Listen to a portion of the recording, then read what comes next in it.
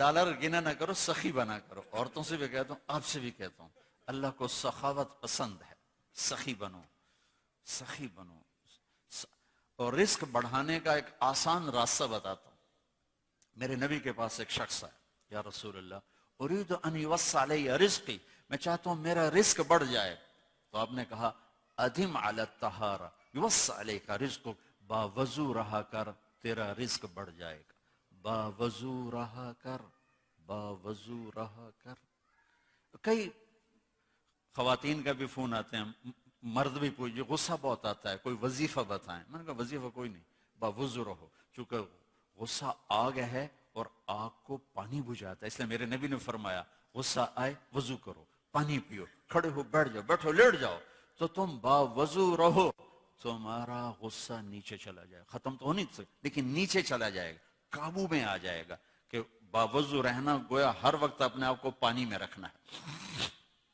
تو میرے بھائی بہنوں، میرے نبی کے خوبصورت اخلاق وہ ہیں جو اس وقت امت میں سب سے زیادہ ضرورت ہے، جس کی سب سے زیادہ ضرورت ہے. چونکہ اجتماعی زندگی جو بنتی ہے وہ اچھے اخلاق سے بنتی ہے. کسی کا بھی گھر ہے، ماحول ہے، مسجد ہے، امت ہے، علاقہ ہے، جب تک نبی والے اخلاق نہیں ہوں گے ہم امت نہیں بن سکتے. نماز ہماری فاؤنڈیشن بناتی ہے، روزہ حج زکوٰۃ ہماری بنیاد بناتے ہیں، لیکن جو چیز گھر بنائے گی وہ اخلاق ہوں گے. اور جہاں رشتہ طاقتور ہوگا وہیں اخلاق کی زیادہ ضرورت ہوگی. اور سارے اخلاق تو بہت زیادہ ہیں. دو باتیں کہہ دیتا ہوں، دو باتیں، صرف دو باتوں میں ساری چیزیں. ایک دو حدیثیں سناتا ہوں. میرے نبی نے کہا یا معاذ الا انبئک بملاک ھذا کلہ، ایک لمبی نصیحت فرمائی. کہا معاذ اب تو میں ساری نصیحت یعنی تمہیں سارے دین کا خلاصہ بتاؤں، تمہیں سارے دین کا خلاصہ بتاؤں. کہا جی ما ہوا، وہ کیا ہے؟ تو مجھے دیکھو، سارے میری طرف دیکھو. معاذ تمہیں سارے دین کا خلاصہ بتاؤں. کہا جی کیا ہے؟ تو آپ نے یوں کیا.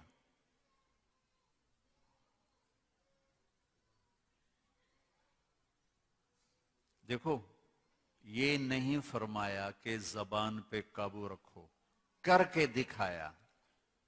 پھر کہا کف ھذا، اس زبان پہ قابو رکھ. کس کو کہہ رہا ہے؟ معاذ بن جبل، جن کے بارے میں میرے نبی نے کہا قیامت کے دن میری امت کے علماء کا جھنڈا معاذ بن جبل کے ہاتھ میں ہوگا. اتنے بڑے آدمی ہیں.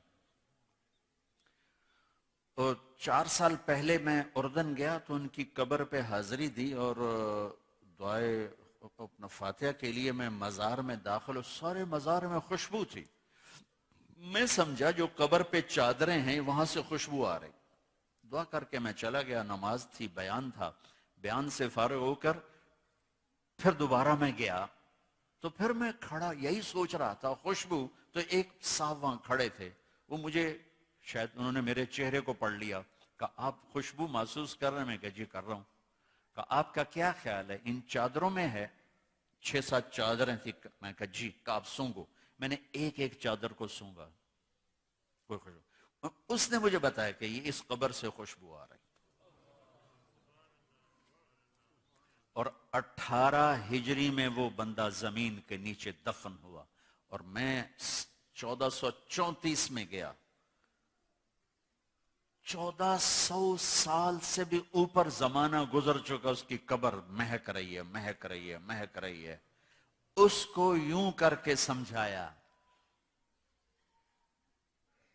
بھائیو میرے رب کی قسم، بڑے بڑے ٹرالوں کو بریک لگانا آسان ہے، جٹ جہازوں کو بریک لگانا آسان ہے، یہ کھل جائے تو اسے روکنا بڑا مشکل ہے. اس لیے میرے نے کہا کف ھذا، زبان روکو، زبان روکو. اس سے گالی، اس سے جھوٹ، اس سے غیبت، اس سے چغلی، اس سے بہتان بازی، اس سے طنز طانے کا یہ نکال دو. سب سے پہلا جو اس وقت کرنے کا کام ہے وہ آپس کی محبتوں کو بڑھانے کا ہے. اور محبتوں کو بڑھانے کے لیے سب سے پہلا کام ہے زبان. زبان زبان. میرے نبی نے فرمایا صدقہ کرو. کہا یہ ہمارے پاس تو ہے نہیں کچھ. کہا تیرا میٹھا بول بھی صدقہ ہے. تیرا کچھ نہیں، صرف تیری روٹی پوری ہوتی ہے، کوئی $1 بھی نہیں بچتا ہے، تو آپ نے کہا لوگوں سے میٹھا بول بولا کر، یہ تیرے لیے صدقہ ہے. میرے نبی سے پوچھا گیا مل اسلام، یا رسول اللہ اسلام کیا ہے؟ تو میرے نبی نے فرمایا طیب الکلام و اطعام الطعام. میرے نبی نے فرمایا زبان کا میٹھا بول اور لوگوں کو کھانا کھلانا، یہ اسلام ہے. کچھ نہیں ہے میرے پاس، زبان کا بول میٹھا کر. کچھ نہیں کھلانے کو، پانی پلا دو.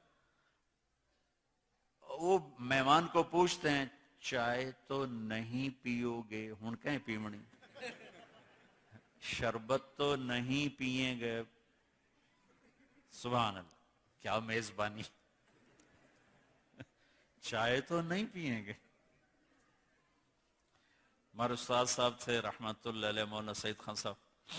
تو میں بیٹھا تھا تو کچھ مہمان آئے تو خادم نے کہا جی ٹھنڈا پیئیں گے کہ گرم؟ تو وہ ناراض ہو گئے. فرمایا مہمان کے سامنے ٹھنڈا بھی رکھو گرم بھی رکھو، اس کی مرضی ہوگی ٹھنڈا پیے گا، اس کی مرضی ہوگی گرم پیے گا.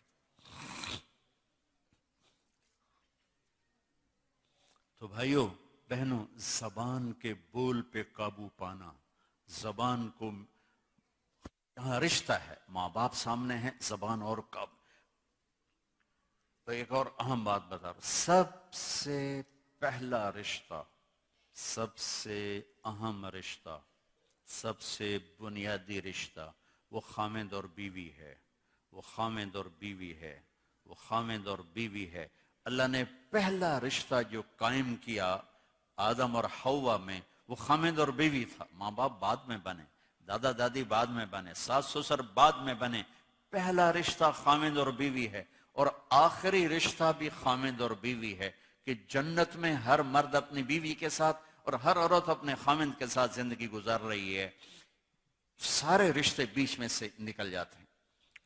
اور یہاں تو اگر اللہ زندگی دے دے تو ماں پیو کل نہیں ہوندے، دو میں بیٹھے ہوندے بیچارے. اور ہمارے پاکستان کا بھی اب یہی حال ہو رہا ہے.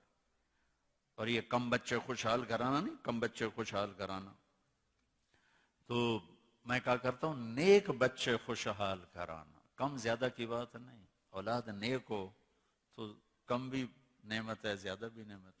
ہماری ایک شاخ ہے جس میں عورتوں کی اولاد یا تو ہوتی نہیں یا بہت کم ہوتی، بانج. تو میری ایک چاچی اس خاندان میں سے تھی. اس کے بچے ہی 2 ہوئے، ایک بیٹا ایک بیٹی. 1 ایکڑ میں گھر، 1 ایکڑ میں گھر. ٹھیک، بیٹے کی بھی شادی ہوگی، بیٹی کی بھی شادی ہوگی. اب میری چاچی کیا کہے، شالا کسے دے 2 نہ ہومن، شالا کسے دے 2 نہ ہومن. اللہ کہہ رہے کسے کے 2 نہ ہوں. بیٹے کو بیگم لے گئی، بیٹی کو خامد لے گیا. او کلی ڈو کر دی بیٹی. شالا کسے دے 2 نہ ہومن، شالا کسے دے 2 نہ ہومن. اللہ کہہ رہے کسی کے 2 نہ ہوں. جہاں رشتہ گہرا ہوتا ہے وہاں زبان کا بول احتیاط کا تقاضا کرتا ہے. سب سے اہم رشتہ ہے. اللہ نے کسی رشتے کو یہ نہیں کہا کہ یہ میری نشانی ہے.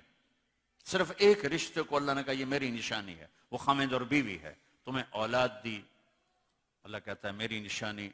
تمہیں ماں باپ دیے، اللہ کہتا ہے میری نشانی. ایسے نہیں، صرف ایک رشتہ. من آیاتہ، من آیاتہ، میری بہت بڑی نشانی ہے.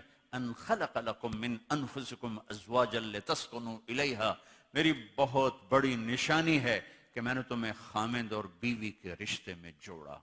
یہاں زبان کا بول بہت احتیاط کو چاہتا، بہت احتیاط. چونکہ گھر جب بنتا ہے تو معاشرہ بنتا ہے، اور گھروں کو جس چیز نے توڑا یہ زبان ہے. قوم کو جس چیز نے توڑا یہ زبان ہے. معاشرے کو جس چیز نے توڑا وہ یہ زبان ہے. بھائی کو بھائی سے توڑ دیا وہ یہ زبان ہے. دوست کو دوست کا دشمن بنایا وہ یہ زبان ہے. رشتے سفید ہو گئے وہ یہ زبان ہے. آپس میں قتل و غارت تک پہنچے یہ زبان ہے. زبان جس کی قابو میں آ گئی. اس لیے میرے نبی نے کہا میرے پورے دین کا خلاصہ ہے زبان قابو میں رکھ. محبت کا بول بولنا سیکھیں بھائیو، جیسے نماز نہیں سیکھتے، روزہ سیکھتے، حج سیکھتے ہیں، زکوٰۃ سیکھتے. یہ ماں باپ کے ذمہ ہے، میرے ذمہ ہے کہ میں سیکھوں کہ میں ایسا کیسا بولوں کہ میں کسی کا دل نہ توڑوں، کسی کی دل آزاری نہ ہو، کسی کو میری وجہ سے دکھ نہ پہنچے.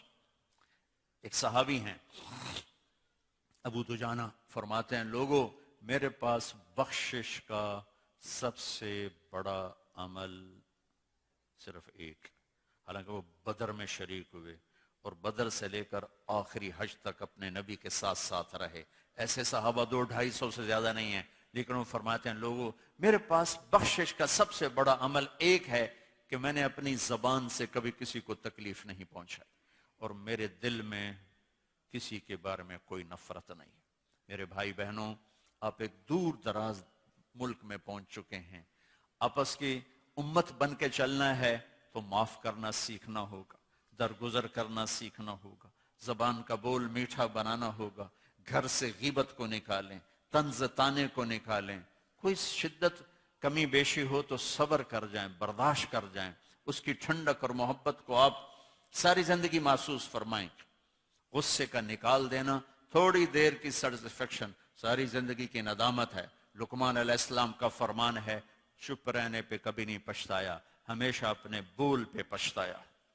تو بھائیو، اپنے اندر امت بننے کی اگر رونق دیکھنا چاہتے ہیں تو یہ زبان کا بول، زبان کا بول، زبان کا بول، اسے میٹھا بنانے کی کوشش کریں، اسے درگزر کرنے کی کوشش کرو، معاف کرنے کی. گالی کے جواب میں گالی نہ ہو، یا چپ ہو جاؤ یا دعا دو. برائی کے بدلے میں برائی نہ ہو، اچھائی کرو، اللہ کی چھاؤں آپ کے اوپر ہو جائے گی.